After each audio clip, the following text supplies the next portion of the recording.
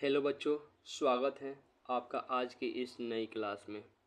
क्या आपने कभी सोचा है कि जब हम लैब में दो केमिकल को मिलाते हैं तो उसे कॉपी पर कैसे लिखते हैं?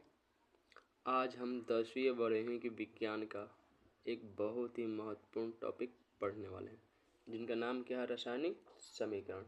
इसके पिछले क्लास में हमने रासायनिक अभिक्रिया के बारे में जाना था। रासायनिक अभिक्रिया क्या होते हैं। नेक्स्ट क्लास आज वाला क्या है? रासायनिक समीकरण। हमारे एग्जाम की दृष्टि से बहुत ही महत्वपूर्ण है।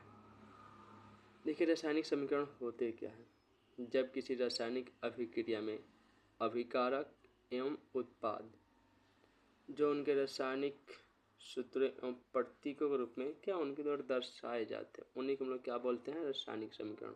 या जब किसी रासायनिक अभिक्रिया में अभिकारक एवं उत्पाद की जगह उनके क्या बोलते हैं? रासायनिक सूत्र लगाते हैं या चिन्ह का उपयोग करते हैं, उसी को हम लोग क्या बोलते हैं? रासायनिक समीकरण कहते हैं। एग्जाम्पल जैसे क्या? जिंक है, जस्ता लिखेंगे लोग, सल्फ्यूरिक अम्ल लिखेंगे लोग, तो क्या बन रहा है? जिंक सल्फेट बन रहा है। साथ ही में क्या निकल रहा है? हाइड्रोजन गैस निकल रहा है। लेकिन इनको लिखने के लिए क्या पूरा पेज चाहिए, समय ज़्यादा लगेगा। वैज्ञानिक ने क्या किया? जस्ता को जिंक जैसे सूत्र लग गया, सल्फ्यूरिक अम्ल को H2SO4 द्वारा दर्शाएंगे लोग, और दोनों का रिएक्शन करने के बाद क्या बन रहा है? जिंक सल्फेट बन रहा है। साथ ही में क्या निकल रहा है? हाइड्रोजन गैस निकल रहा है। जिंक और सल्फ्यूरिक अम्ल क्या हो जाएंगे? अभिकारक हो जाएंगे, और जिंक सल्फेट हो गया या हाइड्रोजन हो गया। इनको हम लोग क्या बोलेंगे? लोग उत्पाद बोलेंगे लोग। पहले बताया गया था पिछले क्लास में, जो उत्पाद होते हैं उन्हें हम लोग दाहिने साइड में लिखते हैं लोग, और जो अभिकारक होते हैं उनको हम लोग बाएं साइड में लिखते हैं लोग। बीच में एरो द्वारा दर्शाया जाता है। एरो क्या बताते हैं कि क्या उत्पाद की दिशा किधर है। इनका खोज कैसे हुआ?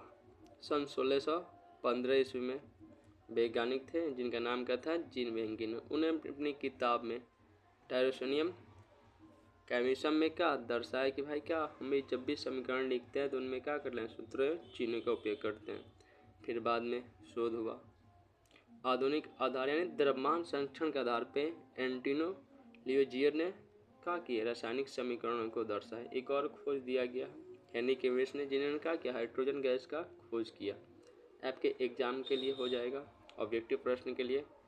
सबसे पहले खोज किसने न्यू रखी, फिर आधुनिक आधार के आधार पे यानी द्रव्यमान संरक्षण के आधार पे कौन खोज किया। हम लोग जान गए रासायनिक समीकरण किसे कहते हैं। नेक्स्ट हम लोग देखते हैं रासायनिक समीकरण जिसमें जिंक लिखे लो, सल्फ्यूरिक अम्ल लिखे लो, ये संतुलित है कि नहीं है। यानी जिधर उत्पाद है इधर उत्पाद हो गए, और इधर अभिकारक हो गया। दोनों के जो परमाणु या अणुओं की संख्या वो बराबर है कि नहीं है। इस आधार पर हमने क्या किया? रासायनिक समीकरण को दो भागों में बांट लो, एक क्या संतुलित है कि या असंतुलित है। नेक्स्ट हम लोग देखते हैं संतुलित रासायनिक समीकरण किसे कहते हैं। यानी वैसी रासायनिक समीकरण जिसमें अभिकारक हो गए, जिसके रिएक्टेंट हो गए, और उत्पाद प्रत्येक तत्व के परमाणु की संख्या क्या होती है? बराबर बराबर होते हैं। उन्हें हम लोग क्या बोलेंगे? संतुलित रासायनिक समीकरण कहेंगे। जैसे जिंक लिए हैं, जिंक में परमाणु की संख्या कितनी है? एक दर्शाया गया है। सल्फ्यूरिक अम्ल है, देखिए हाइड्रोजन की संख्या कितनी है अभिकारक में? यहाँ पे 2 है। फिर क्या है ना, सल्फर का है, कितना लिया गया है? सिंगल हो गया। ऑक्सीजन और कितना हो गया? 4 हो गया। फिर हम लोग क्या आते हैं ना, उत्पाद की तरफ आते हैं लोग। क्या बना है? जिंक सल्फेट बन रहा है। इनमें क्या है ना, जिंक की 1 है, हाइड्रोजन के 2 है। फिर देखते हैं सल्फर का भी कितना? 1 है, और ऑक्सीजन कितना है? 4 है। जितना अभिकारक यानी क्या है बोल रहे हैं, बाएं साइड जितना क्या ना परमाणु संख्या है, सेम कितना है दाहिने साइड भी है। यानी अभिकारक और उत्पाद के बीच जो क्या रिएक्शन हुआ है उनमें परमाणु संख्या क्या है? बराबर है। उन्हीं को हम लोग क्या बोलेंगे? संतुलित रासायनिक समीकरण। समझ गए? संतुलित के बाद हम लोग देखते हैं असंतुलित रासायनिक समीकरण क्या होते हैं। यानी वैसी रासायनिक समीकरण जिसमें क्या अभिकारक और उत्पाद में क्या एक से अधिक तत्वों के परमाणु संख्या क्या होती है, आपस में असमान यानी बराबर नहीं होते हैं, उसे हम लोग क्या कहेंगे लोग, असंतुलित रासायनिक समीकरण। एग्जाम्पल की तरफ देखते हैं लोग।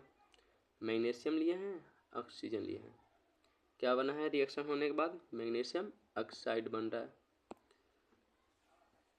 देखिए अभिकारक से मैग्नीशियम में परमाणु संख्या कितना है, 1 है। उत्पाद में भी कितना है, 1 है। फिर देखते हैं ना अभिकारक में ऑक्सीजन की ओर कितना है, 2 है। लेकिन क्या बोल रहे हैं, उत्पाद में कितना है, 1 दिखाई दे रहा है। यानी अभिकारक और उत्पाद दोनों में ऑक्सीजन के अणुओं की संख्या क्या है, बराबर बराबर नहीं है। इसी तरह हम कह सकते हैं कि ये जो समीकरण है ये संतुलित नहीं है। इसको हम लोग क्या बोलेंगे, असंतुलित रासायनिक समीकरण। और रासायनिक समीकरण के महत्व और संतुलित रासायनिक समीकरण की कौन कौन सी विधियाँ हैं, इनको हम लोग का नेक्स्ट क्लास में पढ़ेंगे लोग। आज के लिए बस इतना ही।